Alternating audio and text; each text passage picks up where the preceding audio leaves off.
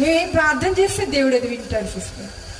ప్రార్థన బలమైంది, ప్రార్థన చాలా power, everything is there. Yes, but a prayer, ఒక ప్రార్థన అనేది దేవుని చిత్తానుసారంగా ఉండాలంట.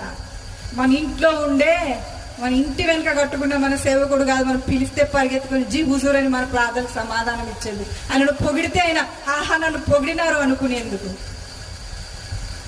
లేదు. సుమా జాగ్రత్త, ఆయన చిత్తమా నువ్వు చేసే ప్రార్థన, దానికి ఆయన యొక్క ముద్రలు ఉన్నాయా, దానికి ఆయన యొక్క రూల్ ఉందా, దానికైనా న్యాయం ఉన్నదా? నీకంటే పెద్దవాళ్ళు, పెళ్ళైన వాళ్ళతో యవనస్తుడైన నువ్వు చిన్నగా అసహ్యపరచుకున్న నీ బతుకుని, చిన్నగా ఉన్నప్పుడే 20 ఏళ్ళు ఉన్న తాగి నీ తల్లిదండ్రుల విరుద్ధంగా లేస్తావు. చిన్నగా ఉన్నప్పుడే నీ పాపపు బలముతో అప్పటికే కట్టు దాటిపోతున్నారు యవనస్తులారా. దేవుని భయం లేదా? భర్త బతికుండగానే ఇంకొక